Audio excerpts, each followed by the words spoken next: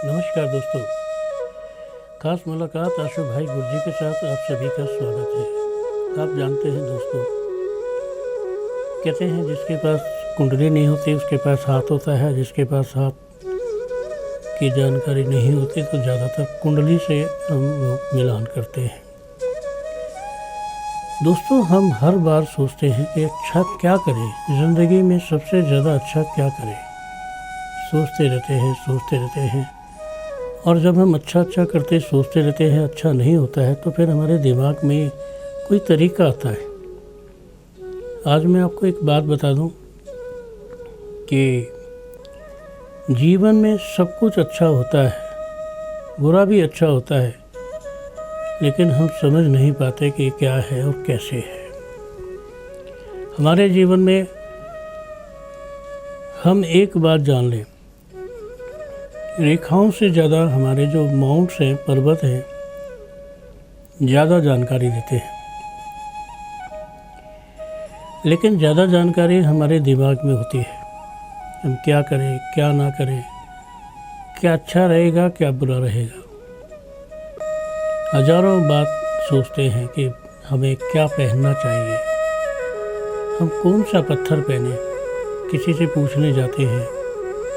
कोई कुछ बताता है, कोई कुछ बताता है। कोई कहता है जन्म के हिसाब से आपको नक धारण करना है, कोई कहता है राशि के हिसाब से आपको नक धारण करना है, कोई कहता है कारोबार के हिसाब से आपको रत्न धारण करना है, और कोई कहता है कि आपको बीमारी के हिसाब से रत्न धारण करना है।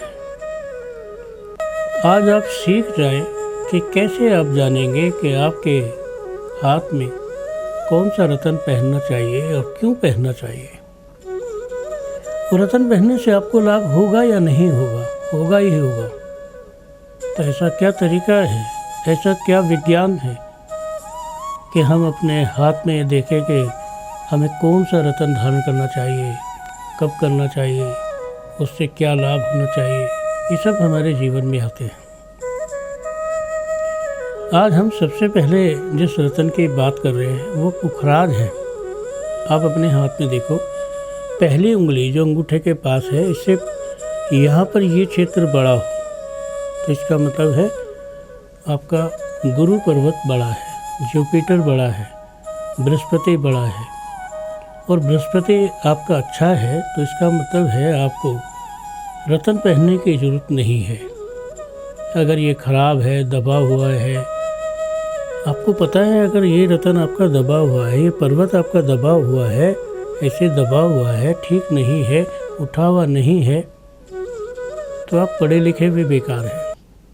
आप कैसे हैं कि आप वो व्यक्ति हैं कि जिसने पढ़ाई पूरी की है, डिग्री उसके हाथ में है, काम उसके पास नहीं है। और आप ऐसे व्यक्ति हैं कि पढ़े लिखे मूर्ख हैं। कई बार आपने देखा होगा कि बंदे ने पीएचडी कर रखी है लेकिन पागलों जैसी बात करता है। क्या मतलब है इस बात का? पढ़ते पढ़ते दिमाग हिल गया। कितना भी अच्छा बल्ब हो, बहुत अच्छा हो, अच्छे से अच्छा हो, चाहे 20 वाट का, चाहे 40 वाट का, चाहे 9 वाट का, चाहे 100 वाट का, चाहे 1000 वाट का, अब लेकिन वो लगाते ही फ्यूज हो गया तो इसका क्या मतलब है? इसका मतलब है कि आपका बल्ब खराब हो गया है।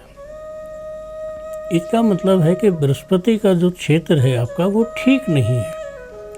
और बृहस्पति का क्षेत्र नहीं है तो कैसे तैसे करके अगर आपकी जॉब लग भी गई तो आपको जॉब सूट नहीं करेगी। चुगल चोटे ज़्यादा होंगे, बेकार की जॉब में आपको बेकार के काम दिए जाएंगे, जो काम इतने टेंशन वाले रहेंगे कि आपको कई बार लगेगा कि नौकरी छोड़ ही दूँ तो अच्छा है। देखो दोस्तों, सारी दुनिया कहती है कि मुझे नौकरी चाहिए, मुझे नौकरी चाहिए, लेकिन आज मैं आपको एक बात बता दूं, नौकरी करना कोई बच्चों का खेल नहीं है। नौकरी करना बड़ा मुश्किल काम है और नौकरी में 9 काम नौकरी के होते हैं और 10वां काम जी हजूरी का होता है। जी जनाब, जी sir, okay sir, yes sir, कर दूंगा सर, होते हैं कि नहीं होते हैं?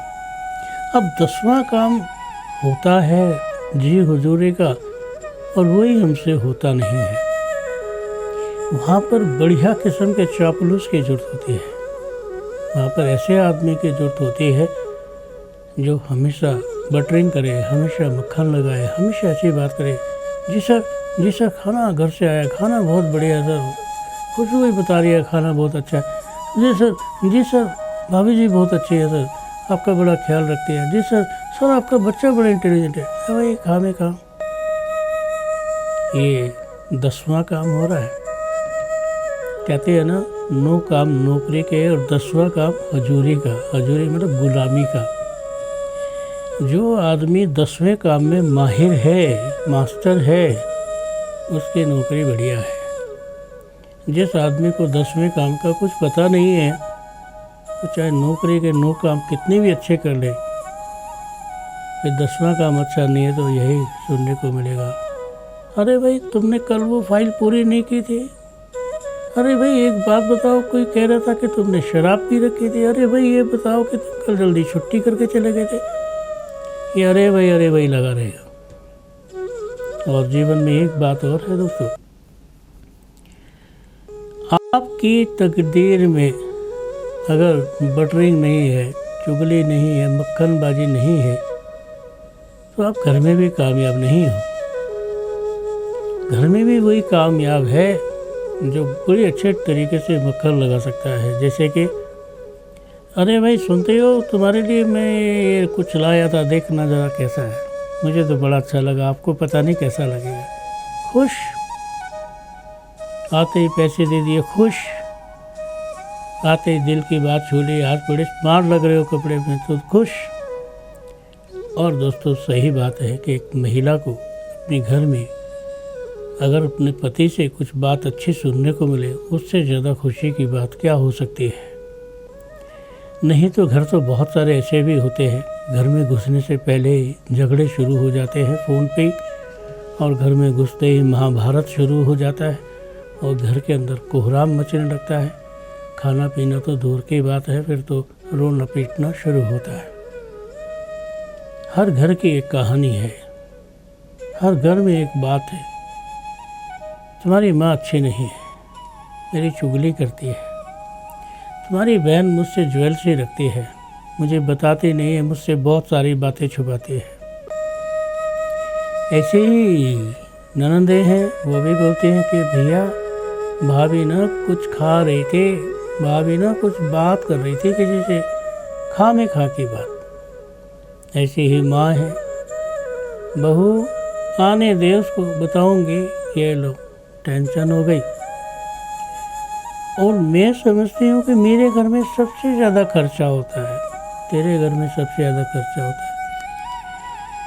घर के अंदर वातावरण दूषित हो जाता है, बातों का पोल्यूशन हो जाता है, बात खराब हो जाती है, और इतनी ख़राब हो जाती है कि उसे ठीक भी करना चाहे तो फिर ठीक नहीं होती है। हाँ एक बात है दोस्तों, पुखराज कैसा पहनना चाहिए। अगर आपका जुपिटर बहुत ज़्यादा ख़राब है, ये माउंट्स आपका बहुत ज़्यादा ख़राब है, इस पर लाइनें बहुत ज़्यादा हैं, तो आप सफ़ेद पुखराज पहनें।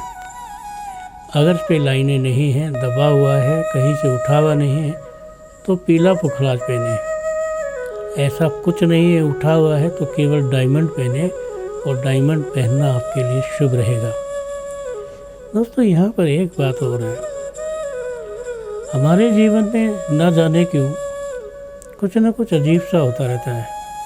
अजीब सा बोले तो लाइफ में बहुत सारी चीज़ें अपने आप आ जाती हैं, लाइफ में बहुत सारी चीज़ें अपने आप चली जाती हैं।